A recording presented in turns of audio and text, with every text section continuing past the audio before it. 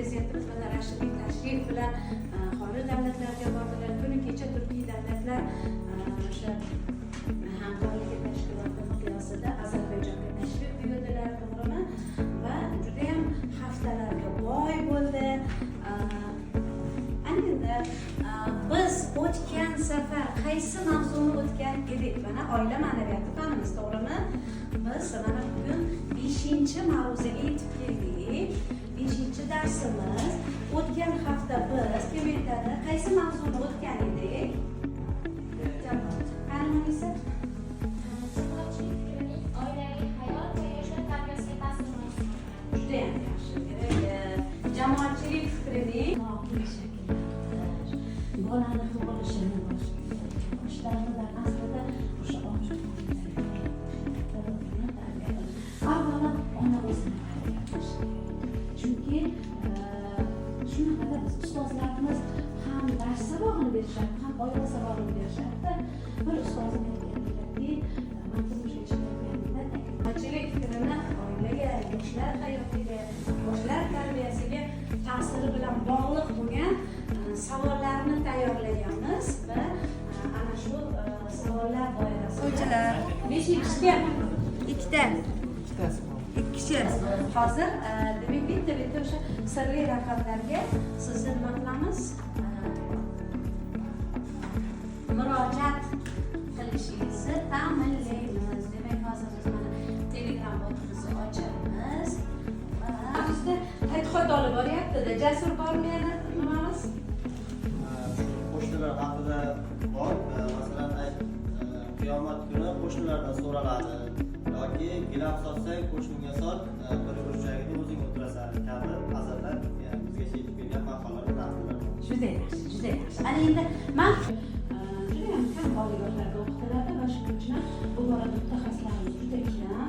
Ana shu mantiq sohasida respublikamizning yetuk olimlaridan biri O'zbekiston Milliy universitetida dotsenti, falsafa tadqiqot nomzodi Oysafar Majidova bugun darsimizda ekspert sifatida ishtirok etyaptilar. Xush kelibsiz Oysafar va mana ilmiy daraja olish arafasida turgan bizni ustozimiz borlar, Nafiza Shanazarova.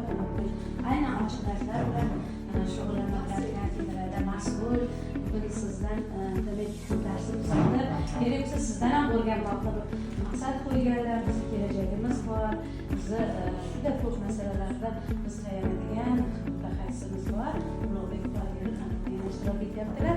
Bizni darsimiz o'z nomi bilan ochiq dars va bizga darsni qo'shnilar, mahalla-ko'y bilan munosabatlarga asos bo'lgan 5 ta ma'naviy omilni sanab o'ting. Qani sanaymiz? 5 ta ma'naviy omil.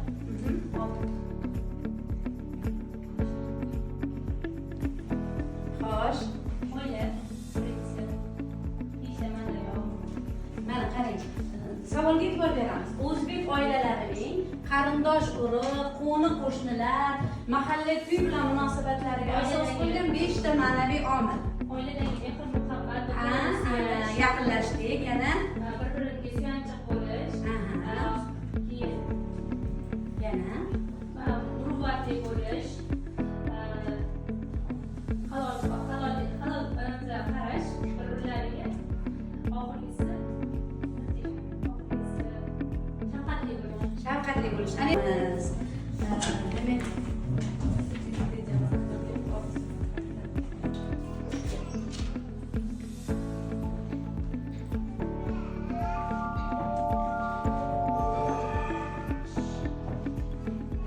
yoshlar tarbiyasiga mas'ul bo'lgan fuqarolik jamiyati institutlaridan 5 tasini sanab o'ting. Birinchi o'rinda Mahalla bo'ladi, Xotin-qizlar qo'mitasi, Yoshlar ittifoqi, keyin nodavlat va notijorat tashkilotlari, Oila 5 ta. Bunda qo'shimcha qilinganlar yo'q. Demak, biz ko'rib chiqdik, javoblarni solishtiramiz. Sirli raqamlarimizni jamoatchilik bu savol uchramadi, to'g'rimi? Nima degan savol? Demak, bu biror hududda yoki jamiyatda yashovchi odamlar to'plami, to'g'rimi? Demak, ular o'zaro aloqada bo'lib, umumiy manfaatlar, qadriyatlar yoki maqsadlar bilan bog'langan bo'lishi mumkin. Odamlar jamoasi. Demak, ta'lim va tarbiya muhitida yaratish, qadriyatlarni shakllantirish, oila va jamoa o'rtasida aloqalarni mustahkamlash, bolalarni himoya qilish, bular hammasi jamoatchilik oldidagi asosiy vazifalar. Har xona oilaning 3 ildizi degan savol bo'ldi. Bu oila, maktab, mahalla, to'g'rimi? Oila, mahalla, maktab. Maqollarimiz haqida jamoatchilik, qo'shnilik qadriyati haqida maqollar sizga so'ralgan edi. Bir bolaga 7 qo'shni ota-ona aytildi bu. Demak, hovli olma qo'shni aytildi, yaxshi qo'shni ota-ona bu aytilmadi. Uzoqdagi qarindoshdan mana yoningdagi yaqindagi qo'shning yaxshi.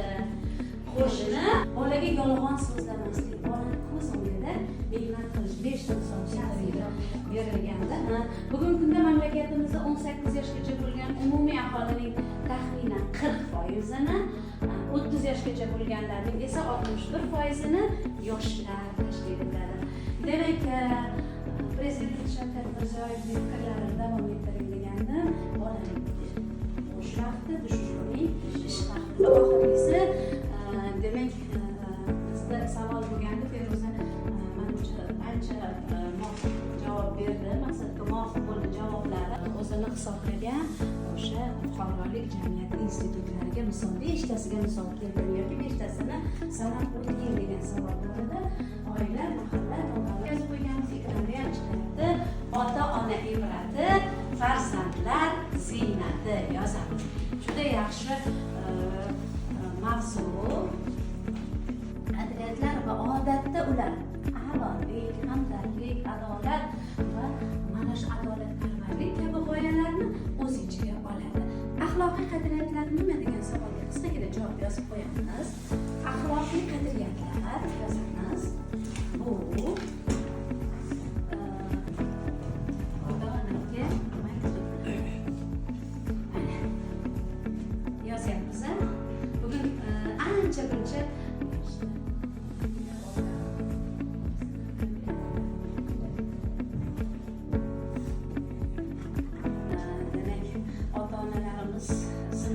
kechagi ota-onalarimizdan ko'ra juda ko'p mas'uliyat bo'ldi. Sababi bugun bolalarni o'rab turgan atrof, muhit, atrof olam shunaqa serqirraki, bu ustozga ham, ota-onalarimizga ham muayyan ma'noda ancha buncha mas'uliyat yukini, hissini yuklab qo'yadi. Desak-chi, bu bolalar to'g'rimi? Inson yer yuzining sarvari. Eng oliy qadriyat o'zi inson. Insonni asrash, insonni inson sifatida qadrlash, insonparvarlik axloqi xuddi mana shuni nima qiladi? Taqozo etadi. Ana undagi faol ta'sirchan axloq demak, bilasizmi, bu yangi mehnatlarga, yangi zafarlarga, yangi intilishlarga safarbar etadi. Undaydi, to'g'rimi? Bu albatta ota-onalarimizni rag'batlantirishi, undashi, faol bir yaxshilikka chorlash orqali mana shu axloqning turi nima bo'ladi? Namoyon bo'ladi. Qadriyatlar kishilarning axloqiy me'yorlari va ular o'rtasidagi demak nima deydi? Axloqsizlik, bir-birini ekspluatatsiya qilishga qarshi boradi. Ularni oldini oladi. Axloqiy qadriyatlar chinakam ma'noda oilada axloq mezonlari ishlashini, adolatparvarlik kabi g'oyalarni o'z ichiga qamrab oladi. Adolatparvarlik kabi g'oyalarni o'z ichiga qamrab oladi. Demak, undan keyin faol, ta'sirchan axloq. Demak, jamoatchilik fikri bilasizmi? Bir kishi hamma uchun, hamma bir kishi uchun. Biz o'tgan safargi darsimiz bilan bog'liq, mana hozir ustozlarimiz ko'rishdi. Biz o'tgan safargi o'sha jamoatchilik fikrining yoshlar, oila, demak, kamolotiga, yoshlar, bolalar tarbiyasiga ta'siri bilan bog'liq mavzuni siz bilan tahlil qildik. Mana o'ta noan'anaviy usulda o'tgan darsimizni elektron tarzda, elektron metodalar asosida mustahkamladik, to'g'rimi? Va demak, va psixologik xususiyatlarni nima qiladi? O'z ichiga oladi. Demak, bular quyidagilarda o'z ifodasini topishi mumkin. E'tibor beramiz. Ayrim oilalarda bolalarning tarbiyasi faqat onalarning zimmasida. bugungi kun oilalarda aksariyat afsuski mana shu holatni kuzatishimiz mumkin, to'g'rimi? Demak, ota esa bu ishdan o'zini ancha chetga oladi. Demak, go'yo farzandlarni bog'cha, maktab tarbiyalab berishi shart. Shu ta'minlanishiga muvaffaq bo'lamiz. Ularning mehnati zamirida mana shu qadriyat ta'minlanadi.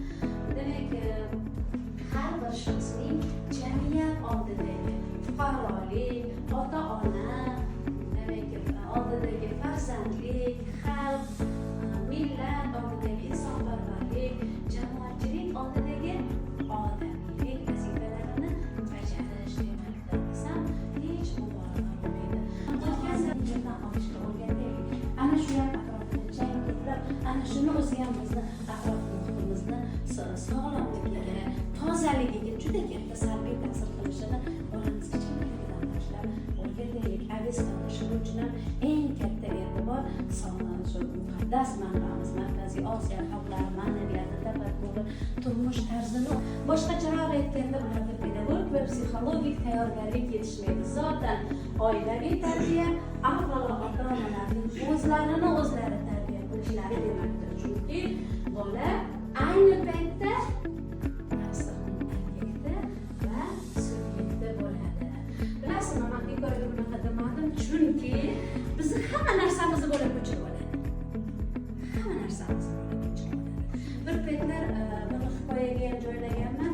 Shunaqa bo'lganki, dadam vafot etgan yilda va bizni hovlimizda qurib qolgan olma daraxti qurib boshlaganida dadam vafot etgan yili dadam ekkanlar. Dadam vafot etgan yili birdan gulladida soldi. Va men Toshkentdaman, onam olib keldilar. Shuni rosa yaxshi ko'rarding, dadang ekkan edi.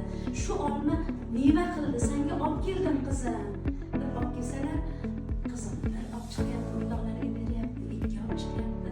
Ko'zimga bir g'alati ko'rinyapti. Sababi dadam ekkan, rahmatli dadamdan xotir edi-da. Oxiri aytdim, qizim, bu o'rtoqlaringizga tashlangan bo'lsangiz, bo'lgani o'zimiz yeymiz endi desam, "Oyijon, o'rtoqlaringdan hech narsa qizg'anmaydi degansiz." Mana bolani nasibi.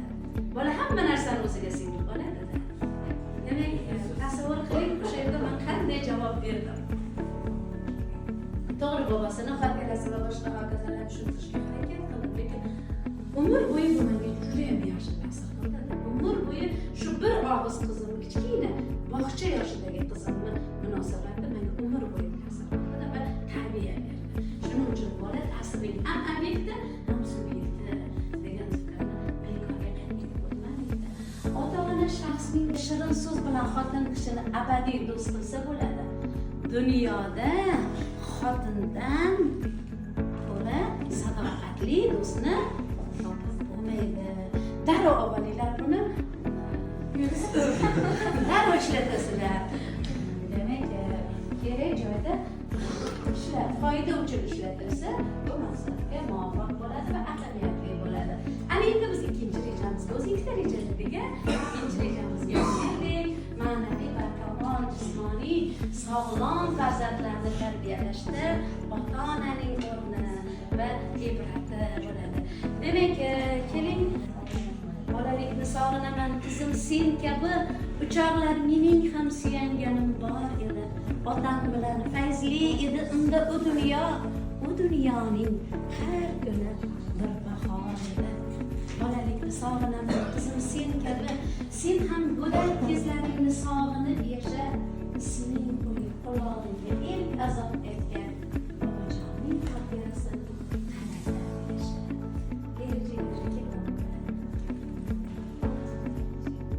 Quyoshda tinglayman onajon sizni. Quyoshdir avvalo hayotning boshi. Va lekin ongimiz shuurimizni singdirar onaning mehr quyoshi. Shu bois aytib men dildagi nazm, onajon men sizga qilaman ta'zim. Mening eshitganim eng go'zal qo'shiq. Beshigim tebratib aytgan armangiz, ilk qadam qo'yganda yurakdan jo'shib, cheksiz quvonchlarga to'lgan parrangiz. Tasvirlashga ojiz har qanday nazm, onajon men sizga qilaman ta'zim. Rahmat, juda yaxshi, to'g'rimi? Juda yaxshi. qilamiz. Do'stim eshitga bugun yig'ilsam ham aslo omadim, doim omadim kular. Joy namozning ustida doim meni otam duo qilyapti, meni onam. Kim davom ettiradi? Shahzoda, Feruza, Bekzod, Jasurbek, Mansurbek, Alisher, Malika bormi? Biz davom ettiradilar. Kim davom ettiradi? Bormi? Mansur? So'raylar. Mana bunga ichiga nima qilib qo'yasiz? Qog'ozchaga solib qo'yasiz. Ular boy siz ichkiga oling. Mana shunga beramiz sizlarga. Mayli ichkiga ber. Mana. Deb yozamiz. Haqiqatan mevasi o'zimni hisoblayman-da, maktabda birga o'qishgan, bitta partada o'tirishgan. Endi shunaqa holatlar bo'lar edi. Hozir o'sha ishlarimdan afsuslanaman. Nima deydi? Onamni otamni Allohga shukr hayotda, lekin videolarga tushib qolish shu narsa hech qachon o'zligidan uzr so'ramaganman. Yuzma-yuz qiyin, og'ir bir narsa. Shu bironta bir maqsadimga erisha olmasam, qo'limdan kelmasa qila olmasam, sen qila olmaysan deysa, ona siz aybdorsiz deb mana shunaqa dunyoga keltirib qo'ygansiz debdi. Keyin vaqtda o'tib, bu Allohning bir taqdiri, peshanaga yozilgan holat, ota-ona aybdor emas degan tushunchalarga yetganmiz, lekin bugun afsus qilaman, o'sha paytda olamlarga siz aybdorsiz, otangni turmushga chiqarsangiz kerak edi. O'shanda men qarindoshlik liniyasida doktorlar shu paytda aytishganda, o'sha qarindoshlik liniyasidan ko'zdagi kamchilikni shu miyaga singib qolgan. Hozir afsuslanaman, lekin yuzma-yuz uzr so'ramasligim mumkin. O'sha qilgan ishlarimdan lekin afsuslanaman. Bilasizmi? Hammani siz ko'ziga yosh olib keldingiz. Ularga bu holatlarni tavsiya qilmagan bo'lardi. Farzandlarimizga ham, boshqalarga ham. Lekin haligacha onam aytadi, bolam mendan keyin holating nima bo'ladi deydi. O'sha qizdan ochdik lekin haligacha o'ylaydi. Sizni o'zi Xudo yo'qtirganki, odamlar oddiy bakalavr yoki texnikum bepul olmagan paytda siz magistraturani tugatyapsiz. Xudo yo'qtirgani shu aytishi. Nima deydi? Mo'jiza bo'lsa-yu, ota-onamiz qaytib kelsalar, ham bular. Ayolni sanab boqadigan navbatda kelganman. Navbat deyman. Qo'l qaytartirganki, ishlab o'qimaymanmi? Shunaqa bo'lib qoldi. Manda bo'laman degan fikr bilan o'zimni o'zim nasibasiga onalarga qaytganlar. Mana o'zim tanlab bo'lib, mana inspektor darajaga yetdik, Allohga beradi. So'z bilan yozish kungacha men o'zimdan ibrat bir holatda. Sizlar yozing ishtasizlar. Marhamat, kerakligini tashlang. Sizda juda keng, teran, intellektual salohiyat bor. Rostdan muhabbatni berasiz. Lekin hali-haligacha onamni etanlar. Ko'rdinglar, kamil ko'rdim.